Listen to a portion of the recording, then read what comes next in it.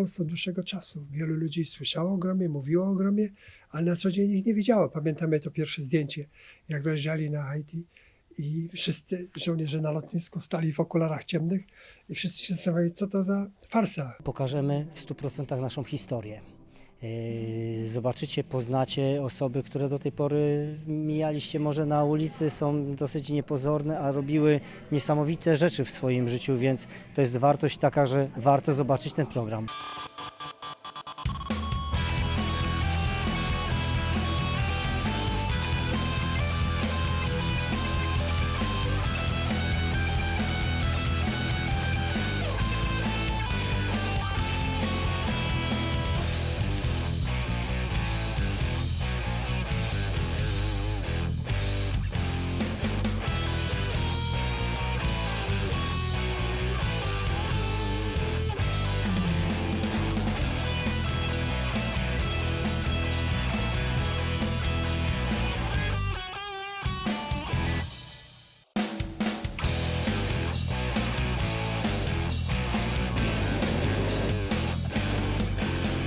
Głośny huk, to się zaczyna szturm, jak z niego z połów gniewnych grom uderzył błysk, huk, piekielna siła, cel pada, cały we krwi, śmiertelny cios, tak się wygrywa, ty giniesz, pogrom domy, kto w duszy ma pragnienie, kto siłę w sobie ma.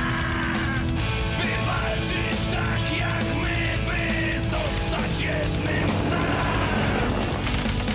Jak kiedyś cicho ciemni, nieznane prosto szli. Miej Polskę w swoim sercu, charakter miej we krwi. Głośny huk, to się zaczyna szturm, jak z niego z boków gniewnych grom uderzył.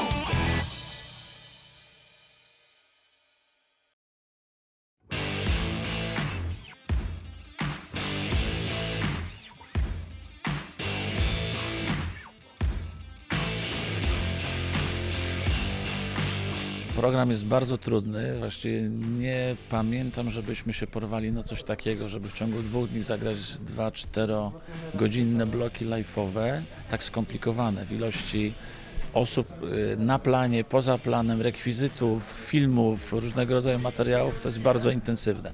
Ale jak przeżyjemy, to będziemy bogaci o doświadczenia, pewnie na 35-lecie czy 40-lecie Gromu zrobimy to jeszcze lepiej.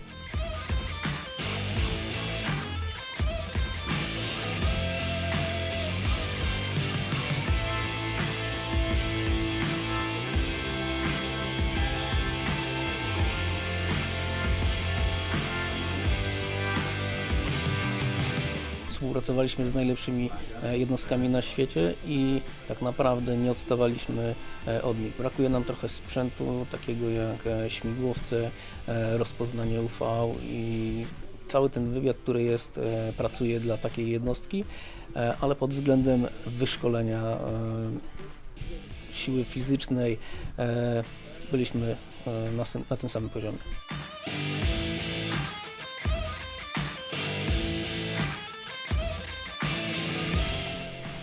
Dobry kolega, dobry.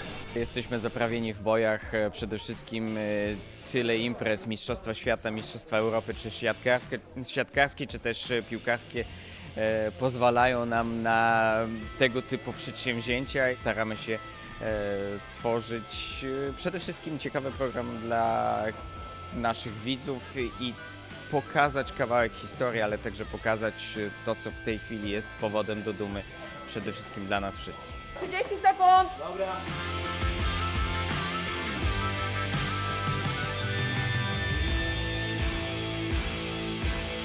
W momencie, kiedy krepnął mnie instruktor, że mogę skakać, poszedł też sygnał dźwiękowy.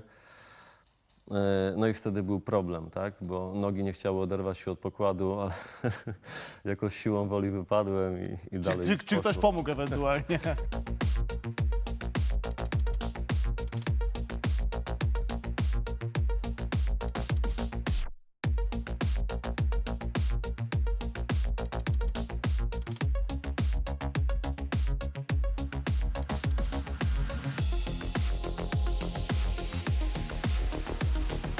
Czy jest coś, czego byli gromowcy, też aktualni gromowcy nie potrafią, jeśli chodzi o sztuki walki, o techniki walki? Nie wydaje mi się. Jeżeli chodzi akurat o ten rodzaj sportu, bo też uczymy się różnych systemów, to nie wydaje mi się, żeby były jakieś braki. Korzystamy z wiedzy wszystkich na całym świecie. Jak mamy tylko okazję, byliśmy 2 razy za granicą, gdzie zobaczyliśmy, jak się kończy kurs podstawowy. Akurat była tam walka wręcz, było to w Kanadzie, i drugi raz kolega był w Delcie akurat i tam też widzieliśmy, jak to mniej więcej wygląda, jaki sprzęt wykorzystują, i też staramy się to wszystko, że tak powiem, wrzucać u nas tu w Polsce, tak? I zapewne niewiele wam potrzeba, żeby się obronić. Jak najbardziej. Czyli ta figurka, która stoi na stole, mogłaby posłużyć jako element obrony na pewno. Mikrofon może posłużyć nawet jako element narzędzia wykorzystywanego w samoobronie, tak to nazwijmy. Budował się hart tej jednostki.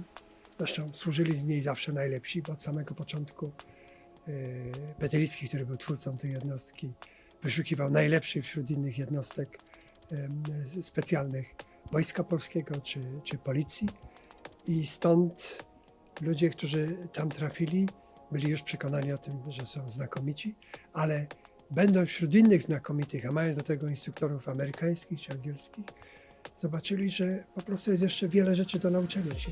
10. ileś ma wyjść przed tą bronią? To jest walka wręcz, to masz. Zobacz, tutaj jest, tak? Jak tak się popatrzy na was, oczywiście nic nie ujmując, to powiedzą, na ulicy zwykli ludzie. Nie powiedziałbym, że to jest ktoś, kto wykonywał jakieś misje specjalne, i to jest chyba najfajniejsze, że pokazaliście się z takiej normalnej strony, takiej łatwo dostępnej, prawda?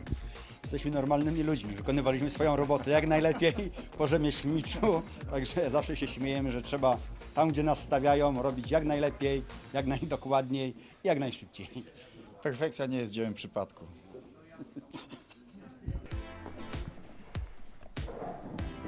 Całe życie chciałem być snajperem. Udało się w Call of Duty przynajmniej.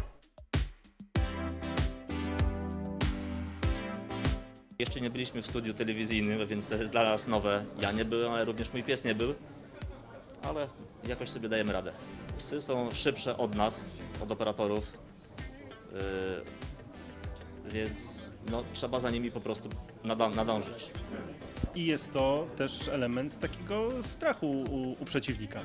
No myślę, że tak. Myślę, że tak. Zdarzało mi się wielokrotnie jakby pozorować, a więc być tym przeciwnikiem dla psa. Więc no jest takie napięcie, ten moment oczekiwania tego na ten atak. No jak to bywa, tak, przed atakiem. Po jednostce dużo jest powiedziane, opisane i tak dalej, ale tu jest taki przekrój ludzi od początku do tych najpóźniejszych, którzy odeszli, i to może być taka właśnie zajawka fajna dla młodzieży, która marzy o jakiejś tam przyszłości, związania się z mundurem. No ja myślę, że to jest dobry sposób. Szczęśliwi, że się udało, bardzo miło, super wydarzenie. Jesteśmy też wdzięczni Telewizji Polsat za takie wsparcie. Świetne święto jako uhonorowanie pracy wszystkich, którzy w jednostce służyli, ale również dla tych, którzy jeszcze pracują, ponieważ robią świetną robotę, a oni sami nie mają możliwości się chwalić. Nie takie rzeczy się robiło, ale nie w takim towarzystwie, naprawdę miło, przyjemnie. Taka atmosfera, byśmy siebie nakręcali, myślę, że wyszło rewelacyjnie. Widzowie już po pierwszym dniu dawali sygnały, także super. To się pierwszy raz chyba zdarzyło, żeby ktoś poświęcił, jakaś stacja telewizyjna, tyle godzin dla programu o jednostce. Niesamowity miks, cudowne przedsięwzięcie. Możemy zauważyć, że to są na pozór normalnie tacy sami ludzie jak my. Na pozór, bo oni są łagodni, uśmiechnięci, sympatyczni, dopóki nie ma potrzeby akcji. I wtedy są zdecydowani. Bo trzeba pamiętać o tym, że nie wszystkie problemy rozwiązuje się siłą.